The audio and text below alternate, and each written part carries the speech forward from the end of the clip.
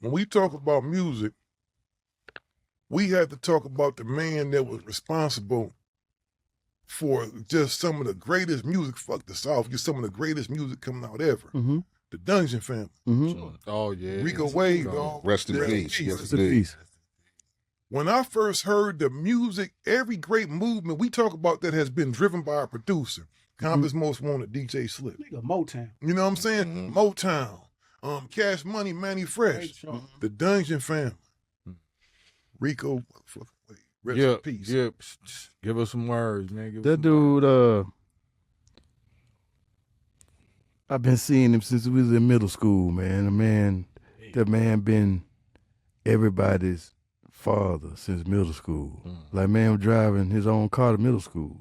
You know what I mean? That's some Southern shit. You know what I mean? Like, he's always been a leader, and it was always just him, his mother, and his two sisters. And when Ray from Organized Noise, when him and Reek met, that completed Organized Noise because Sleepy was already with Rico. And Rico, man, like,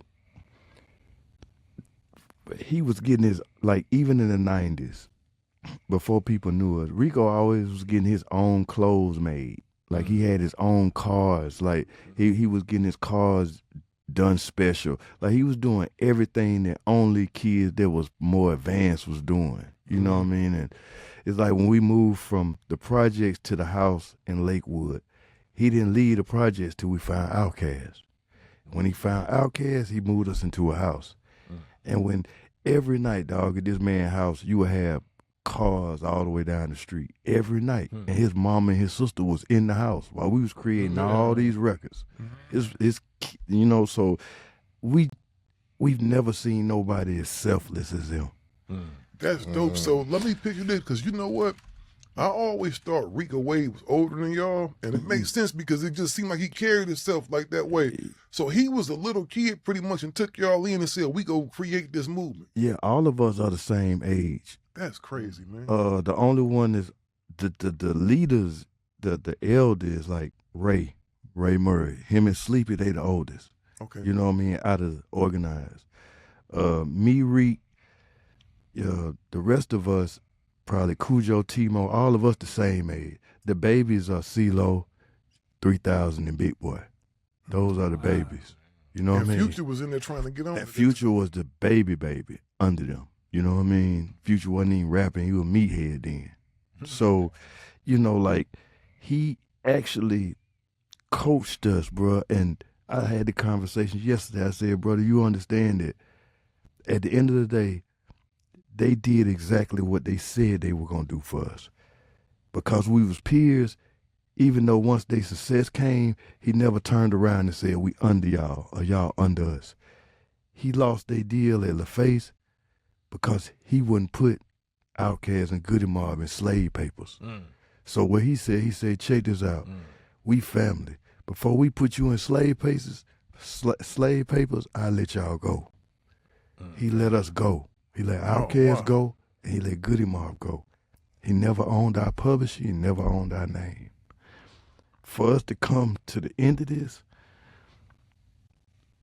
for our kids eat off our music. Yeah. He never did what them people wanted him to do. He never, that's the reason why they didn't like Rico, because Rico would not bend to what everybody else did to their groups. They didn't do Suge. They didn't do Puffy. They wouldn't do none of that. Before I do that to my family, I'll let you go. And that's why they hated Reek, because they said, bro, you could have been like Dr. Dre. You could have been like Puff. You could have owned the Outkast right now. You own 3000, own CeeLo. But if he had owned us, it wouldn't have been no Nas Barkley. Right. It wouldn't have been none of that. It wouldn't have been no Gipp with Nelly. You know what I mean? So even though he let us go, he also gave us the freedom to always be able to come back home. We never got into it over this business. And that's why he can die and have a statue. Man. Man, he did, man. He did for us. Unthinkable. He did the unthinkable, bro. Man. He did. About the music. Yeah, he never did it. You know what I mean? He never did what they wanted him to do, and that's why they were hated so much, because New York wanted them to crucify us. You know, the Jimmy Iovine's wanted them to crucify us. That's the intent they have for That's us. it. You get me? Your brother over so you could be successful, and then they don't understand that riff lasts so long you can never get it. Should have known. Still got my publisher. He walked away. He walked away. He walked. And it makes it to where you don't even enjoy. That's when he stopped. Because I heard you talk about it, and I remember thinking about. Let me finish. Yeah, I know. No, I'm just saying that's what made him walk away. Like, you know, you walked away from Jimmy Iovine, $20 million on the table. He walked away. Luke. Before I slay my partners, man, I walk away. So that's what people don't understand about them, is that organized noise did what we said when we were eating chicken out the box to when we got them start going to 5-star restaurants. And then think about it. His cousin DJ, he was a producer. That's who did Black Ice. That's who did a lot of the Outcasts. Storytellers with Slick Rick. That was DJ. That was his cousin. Come on in, get you some. Do it. You get your money. You know what I mean? He never did. He never took. He never took, man. And that's what make Rico who he is.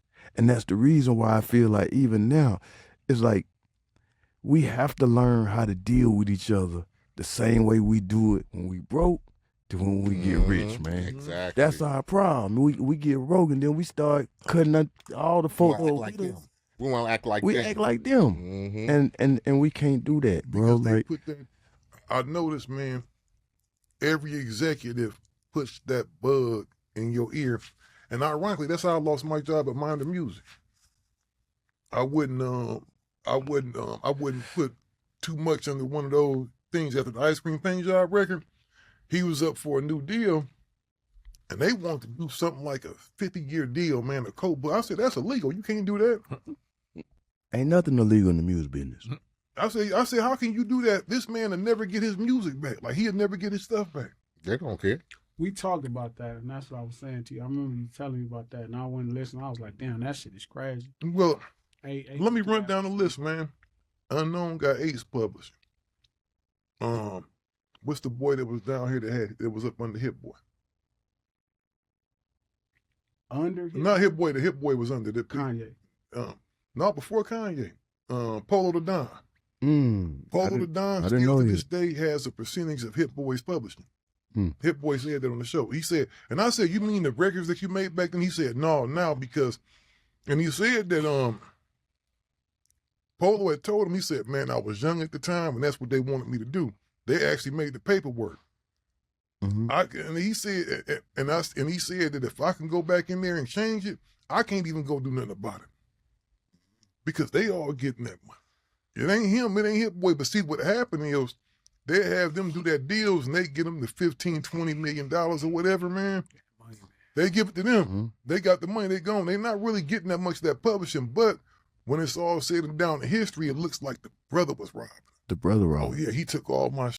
And it might have been a mother up in the office that put the paperwork together. And I think that's why we, as black people, dog, we seldom get opportunities. So when we get one, it's almost like, even if we see something that's kind of foul, we say, well, man, that's better than the alternative. What are my options out here? You feel what I mean? So I'm going to go ahead and sign this and kind of thug through it. Steve, let me ask you a question. Cut to the chase. Who created Hollywood? Who created the music industry, and who created the U.S. dollar? Who controls the Federal Reserve? So that's really what the shit comes down to. Money and media. Who owns and controls U.S. dollar and U.S. media?